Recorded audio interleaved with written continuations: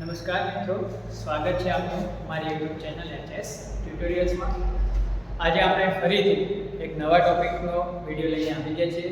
આશા કરું છું કે મારા આગળના જે પ્રકરણના જે ટોપિકના વિડીયો હતા એ તમને ગમ્યા હશે, તમારા માટે ઉપયોગી એમાંથી માહિતી તમને મળી હશે.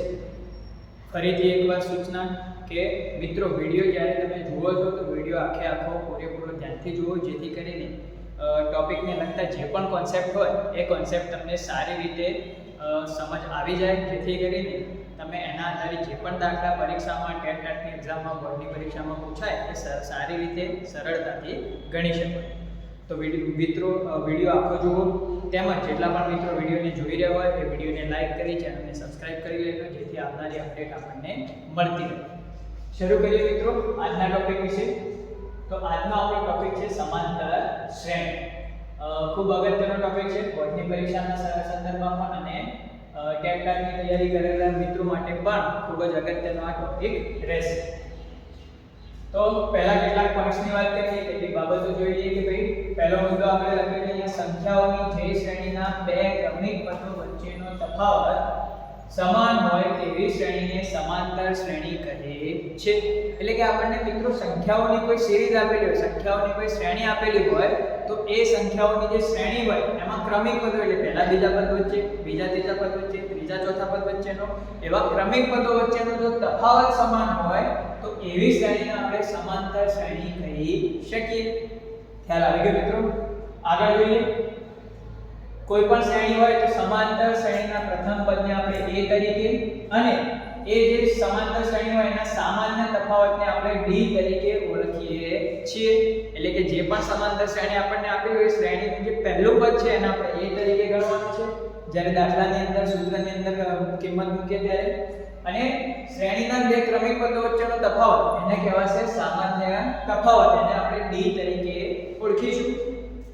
ઉદાહરણ મિત્રો તમને અહીંયા આપેલું છે. ધારો કે અહીંયા એક શ્રેણી આપી છે 2 4 6 8 અનંત સુધી ચાલી જાય છે. આ શ્રેણીની અંદર આપણને પૂછવામાં આવે ભાઈ a કેટલો, તો a મતલબ શ્રેણીનું પ્રથમ પદ, તો અહીંયા 2 છે તો મતલબ b ની કિંમત કેટલી થશે? 2. d એટલે કે સામાન્ય તફાવત કેટલો એ પૂછવામાં આવે તો સામાન્ય તફાવત માટે આપણે શું કરવાનું મિત્રો? બીજા પદમાંથી પહેલું પદ બાદ કરી દઈશું. દરેક શ્રેણી માટે તમારે આ કામ કરવાનું રહેશે. તો આપણે બીજું પદ 4 હતું એમાંથી 2 બાદ કર્યા તો 2 મળે, તો મતલબ આ જે શ્રેણી આપણે લખી છે એનો સામાન્ય તફાવત કેટલો મળશે મિત્રો? 2. તો આની મદદથી તમને આ ઉપરની બાબતની સરળતાથી સમજૂતી મળી જશે. ત્યારબાદ વાત કરીએ કે ભાઈ જે સમાંતર શ્રેણીમાં પદોની સંખ્યા ચોક્કસ હોય તેને શાંત સમાંતર શ્રેણી અને જેમાં પદોની સંખ્યા અનંત હોય તેને અનંત સમાંતર શ્રેણી કહે છે. કોઈ વાર મિત્રો પરીક્ષાની અંદર ઈઝી આવા પ્રશ્નો પણ પૂછાઈ શકતા હોય છે, જેમાં પણ આપણે કોઈ વાર ભૂલ કરીને આવીએ છીએ કે ભાઈ આ શ્રેણી છે તો આમાં પદો અનંત સુધી લંબાવેલા, મતલબ આગળ શ્રેણી ચાલુ છે તો આવી શ્રેણીને શું કહીશું મિત્રો? આપણે અનંત સમાંતર શ્રેણી કહીશું. અને જો આની અંદર ફિક્સ પદો આપેલા હોય 2 4 8 6 8 10 12 એટલા સુધી પદો આપ્યા પછી પૂરી થઈ જતી હોય શ્રેણી, તો એમાં પદોની સંખ્યા લિમિટેડ છે, તો એવી શ્રેણીને આપણે શું કહીશું? શાંત સમાંતર શ્રેણી કહીશું. અને આગળ ચાલે જતી હોય તો એને અનંત સમાંતર શ્રેણી આપણે કહીશું. ત્યારબાદ મિત્રો દાખલા આધારિત કેટલીક વાત કે ભાઈ સમાંતર શ્રેણીનું nમું પદ શોધવા માટેનું સૂત્ર. એટલે કે કોઈ શ્રેણી આપી હોય આપણને, પહેલા 2 4 પદ આપ્યા હોય, કહ્યું હોય કે આ શ્રેણીનું 20મું પદ શોધો, આ શ્રેણીનું 40મું પદ શોધો, આ શ્રેણીનું 25મું પદ શોધો, તો એના માટે આ સૂત્ર છે કે ભાઈ સમાંતર શ્રેણીનું nમું પદ શોધવા માટેનું સૂત્ર છે an = a n - 1 * d. ફરીથી an = a n - 1 * d, જ્યાં an નો અર્થ થશે nમું પદ, એટલે કે જે નંબરનું પદ આપણે શોધીશું એ થશે આપણો an. એ આપણે આગળ પણ વાત કરી, પ્રથમ પદ તરીકે ઓળખાય છે. n મતલબ પદોની સંખ્યા, એટલે કે આપણને કહ્યું કે આ શ્રેણીમાં 20મું પદ શોધો, તો આપણે પદની સંખ્યા કેટલી લેવાની? 20, એટલે કે n ની કિંમત શું થશે આપણી? 20. d સામાન્ય તફાવત, હમણાં આગળ વાત કરી કે ભાઈ બીજા પદમાંથી પહેલું પદ શ્રેણીનું બાદ કરીએ એટલે આપણને સામાન્ય તફાવત d ની કિંમત મળી જશે. તો આ બાબત ધ્યાનમાં રાખવાની છે. સૂત્ર નોંધી લેજો મિત્રો, બધા એના પદ કયા વસ્તુ દર્શાવેલી છે એ પણ અહીંયાથી તમે નોંધી લેજો. હવે આ જે સૂત્ર છે એના ઉપરથી સમાંતર શ્રેણીનું વ્યાપક સ્વરૂપ લખીએ તો સમાંતર શ્રેણીનું વ્યાપક સ્વરૂપ શું થાય a a d a 2d a 3d એ રીતે એને લખી શકાય એટલે કે પહેલા પદને આપણે a તરીકે દર્શાવી શકીએ બીજું પદ a d કહેવાય મિત્રો કેમ જો સૂત્રમાં કિંમત મૂકો પહેલું પદ તો n ની કિંમત 1 મૂકશો તો 1 1 0 થઈ જશે એટલે આ 0 થઈને શું મળશે a સમાંતર શ્રેણીનું બીજું પદ શોધવું હોય તો અહીંયા n ની કિંમત આપણે 2 મૂકીશું તો 2 - 1 એટલે 1 રહેશે તો અહીંયા 1 * d એટલે d તો સૂત્ર બનશે a d ત્રીજું પદ શોધવું હોય તો n ની કિંમત 3 મૂકીશું તો 3 - 1 એટલે 2 તો અહીંયા a 2d તો મિત્રો સિમ્પલ વ્યાપક સ્વરૂપની અંદર સિમ્પલ વસ્તુ છે ત્રીજું પદ શોધવું હોય તો a 2d એટલે કે d એક ઓછો રહેશે ચોથું પદ શોધવું હોય તો a 3d એટલે કે 4 d ની કિંમત 3d રહેશે એ જ રીતે મિત્રો જો 10મું પદ શોધવું હોય તો સૂત્ર શું બનશે આપણું a 9d કેમ કે અહીંયા સૂત્રમાં n - 1 છે એટલે જે પદ શોધવું હોય એના કરતા 1d ઓછો રહેશે બરાબર 20મું પદ શોધવું હોય તો એને લખાશે a 19d તો એ રીતે સીધું કોઈ પદ માટે તમારે સૂત્ર મૂકવું હોય તો પણ તમે મૂકી શકો છો મિત્રો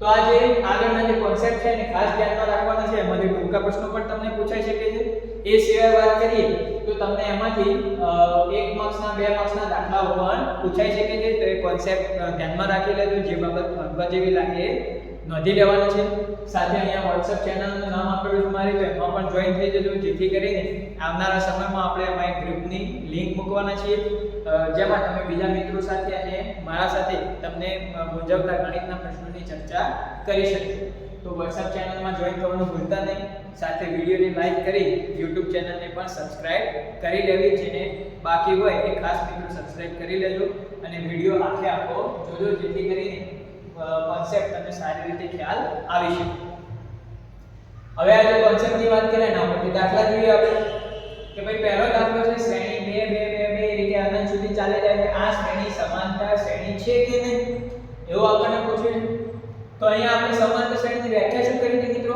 કે જે શ્રેણીમાં બે ક્રમિક પદો વચ્ચેનો તફાવત સમાન હોય એવી શ્રેણીને સમાંતર શ્રેણી આપણે કહીશું તો અહીંયા જુઓ મિત્રો બધા પદો વચ્ચેનો તફાવત 2 - 2 0 2 - 2 0 2 - 2 0 2 - 2 0 તો બધા પદો વચ્ચેનો તફાવત સમાન છે 0 ભલે 0 નો એનો કોઈ વાંધો નથી પણ તફાવત સમાન છે મતલબ આ શ્રેણીને સમાંતર શ્રેણી કહીશું એ જ રીતે 0 0 0 0 ની શ્રેણી આપી હોય તો પણ એને સમાંતર શ્રેણી કહેવાય મતલબ સરખી સંખ્યાઓની શ્રેણીને પણ સમાંતર શ્રેણી કહીશું આપણે ખાલી એટલું જ જોવાનું છે કે ભાઈ ક્રમિક પદો વચ્ચેનો તફાવત કેવો હોવો જોઈએ સમાન હોવો જોઈએ તો એને આપણે સમાંતર શ્રેણી કહીશું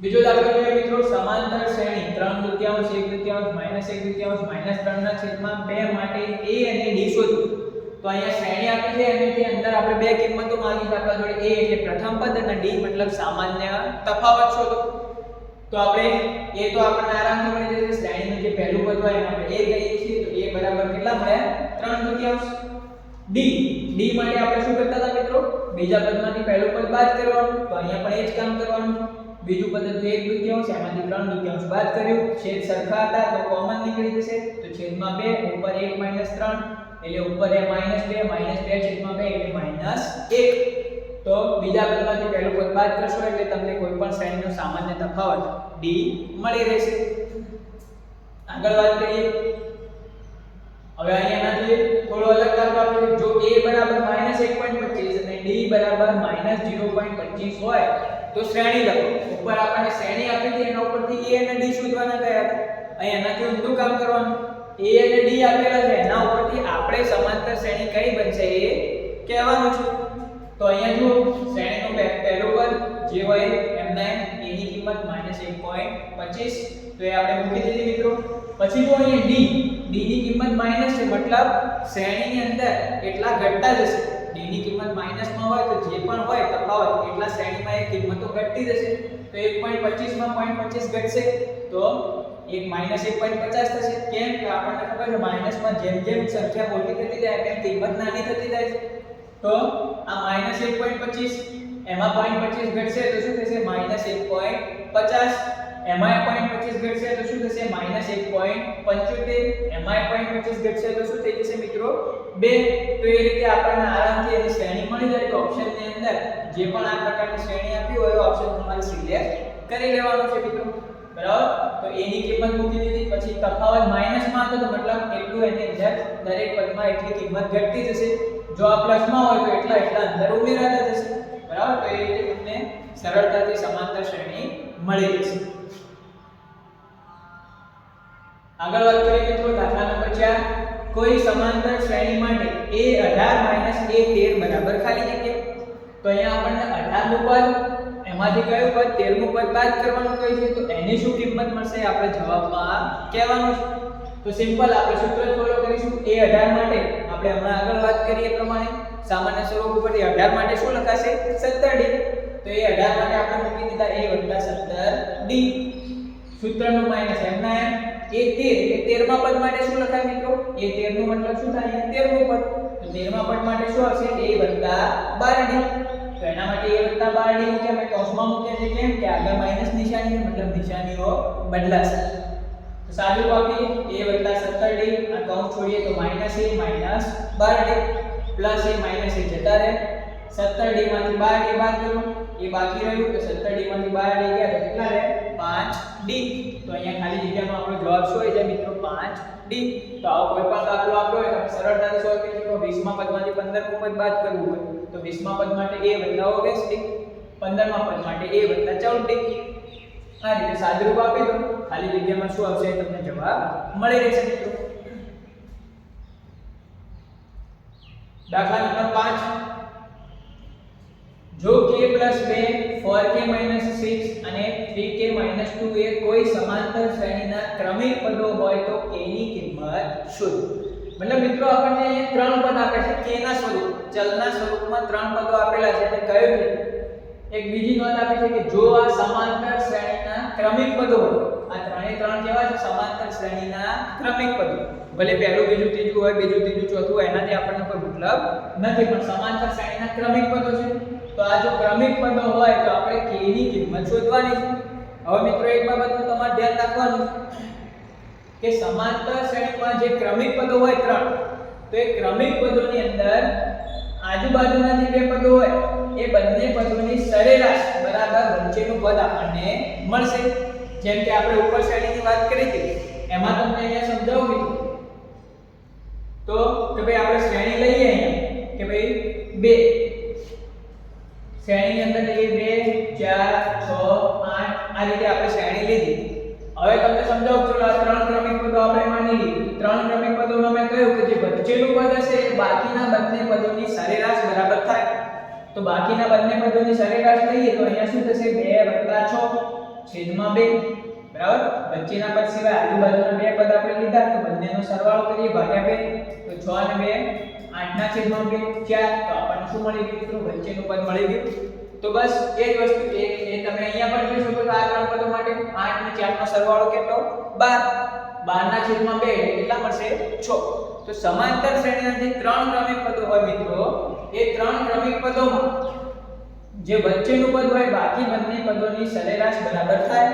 તો આપણે એ સિદ્ધાંતનો અહીંયા ઉપયોગ કરીશું. આપણે લખ્યું 4k - 6 જે વચ્ચેનું પદ હતું એ કોના બરાબર થશે? આ બંનેનો સરવાળો ભાગ્યા 2 એટલે કે બંનેની સરેરાશ બરાબર થાય. તો આપણે એનો ઉપયોગ અહીંયા કર્યો મિત્રો. તો બંનેની સરેરાશ બરાબર થાય છે. તો અહીંયા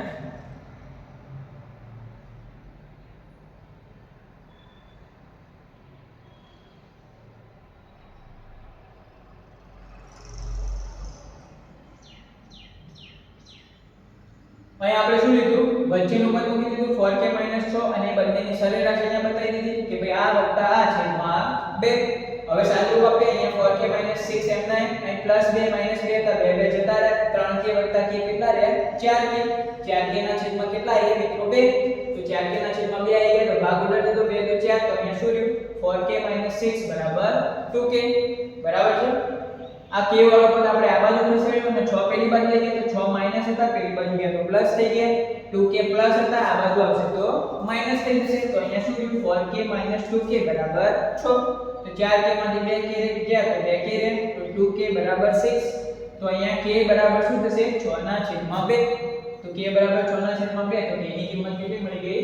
3. તો પહેલા નજરે જોતા મિત્રો દાખલો અઘરો લાગે છે કે આની અંદર કઈ રીતે કિંમત શોધવી? બીજી રીતે પણ સાદો કપાય છે, પણ એ આપવા તો થોડું લાંબુ થઈ જાય, સમય આપણો બગડે.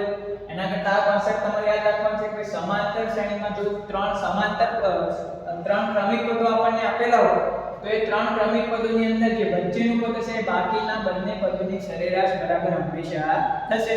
તો એ કોન્સેપ્ટનો ઉપયોગ કરીને તમે આ રીતે કોઈ દાખલો આપ્યો હોય તો એની અંદર k ની કિંમત સરળતાથી શોધી શકો છો મિત્રો.